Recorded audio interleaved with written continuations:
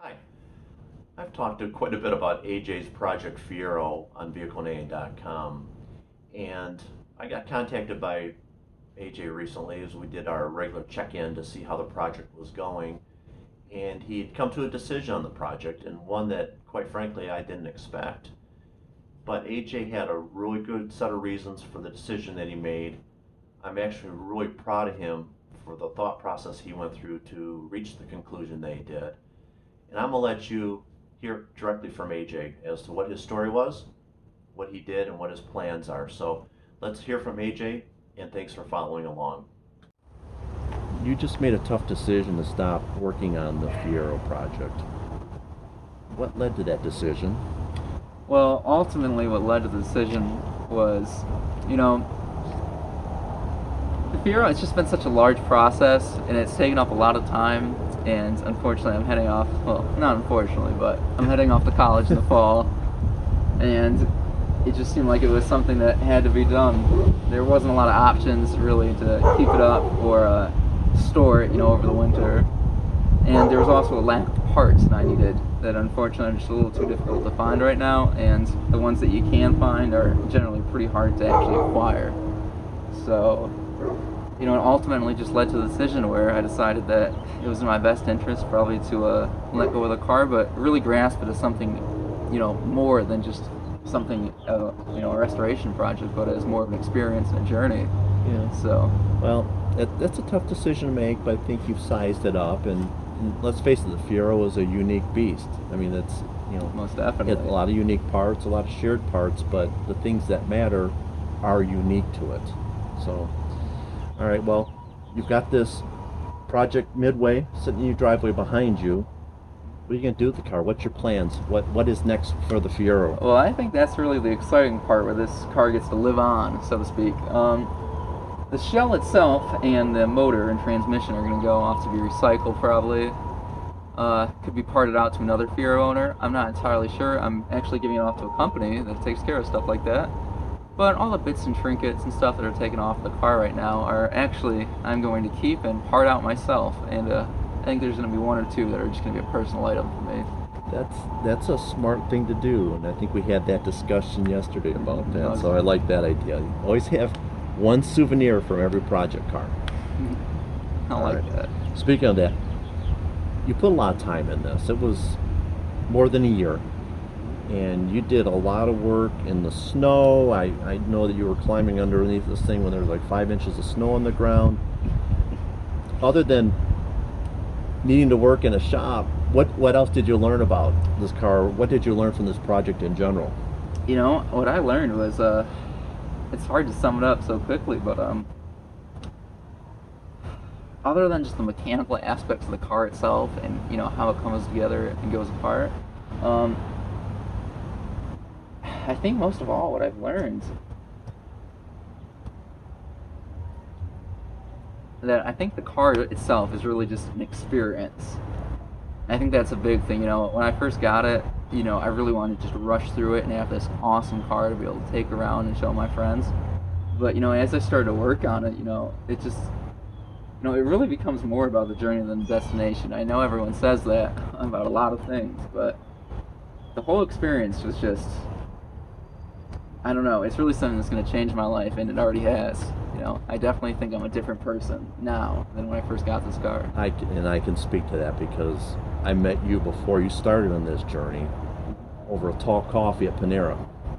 Yeah. And this is when you were kind of laying out your dream, and I was there to encourage you, which has been so thrilling to watch you go from somebody who had a pretty good knowledge of what needed to be done and what you wanted to do to this person now who throughout that time period got more organized, had a stronger vision, kind of knew where he wanted to go with the different aspects. And then you got into it where you started peeling back the onion a little bit more because you really wanted to do a fuller restoration than you originally planned. Yeah. I think that's where you may have learned that this could be a non-stop thing. That's for sure. So with all that in mind, there's a lot of other first-time car restorers out there that are on the fence about starting a project because they may think it's too overwhelming. They may think that it's not within their skill set. If you could talk to them, which you basically are right now, what's your message for a first-time car restoration person? I think, there's a lot of levels to it. I mean, I would definitely say you want to be reasonable with what you want to accomplish. And another thing would be, don't look at your car as like just an object that you can take and pick up and leave and get rid of whenever you want. I think if you're an entire project, you definitely should do something that you could see yourself in.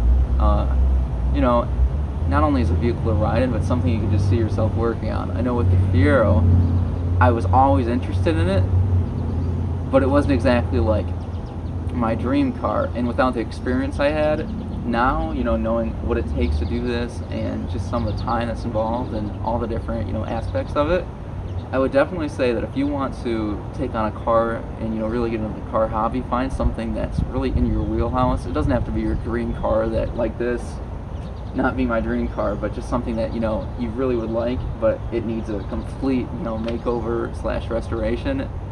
It's not always the best bet. I think people getting a car like this, they should definitely view each of that project that they do as just another step in the journey, because that's what it is at the end of the day. It's just, I think for anyone in the car hobby, it's really more of a lifestyle than just throwing a car together. I mean, I think that's great advice.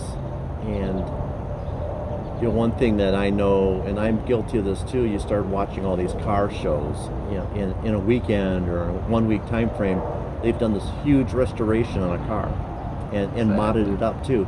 That's not realistic. No, I mean, if only, but yeah. Okay, so I know that you're getting ready to sell this off. The driveway is going to be clear. So when you do have time to tackle another project, I know you've got freshman year of college coming up, which is going to keep you busy. That's for sure. But when you do have time, what's your other? I know you've got a project in mind. What do you want to tackle next? Well, for a long time, I always said, like your first car, the Camaro, second generation Z28. I think that might just be something that down the line I want to do. Maybe when I've had a family or I'm older, or even if I'm just, a young guy with more time. But I think in the midterm, I really want to get some kind of motorcycle. Something classic, very, Paul Newman, James Dean, almost.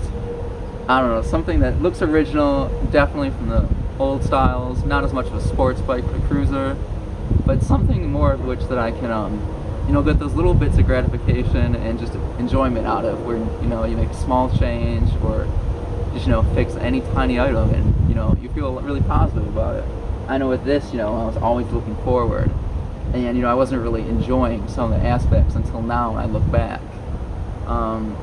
So there's definitely something that I wish was a little bit more tranquil and I could relax a bit with, and I think a motorcycle might just be the thing.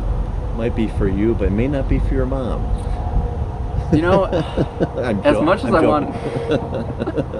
want to ride it, I think, I don't know, I just had so much fun just wrenching on this. Maybe something like that becomes more of a lawn ornament at this point. Well, I think you're just an old school hot rodder at heart.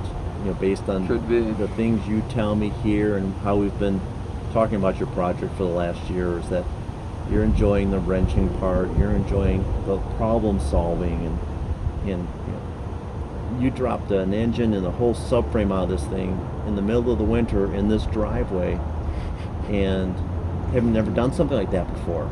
And that's a true hot rodder. Not afraid to tackle it. It's just nuts and bolts to the next step. So that's the way I think about it, or at least that's what I like to believe. Yeah. Well, thanks for sharing your story, because so many times everyone's looking for that happy ending, and this is a happy ending in some respects, but ultimately the way you've grown through this last year, AJ, and I've watched it, you've gotten better organized, your experience level has shot through the roof, and you've gotten very smart about it, and you made a very mature decision as to what to do here, and you had to go one of two ways. And while as tough the decision this was, I know you made the right one, just based on your reaction to what you decided. So my hat's off to you, and I think you're going to have a very successful future with a lot of fun cars in it. Thank you so much, Bill. All right, you be good. Thanks a lot for having me over.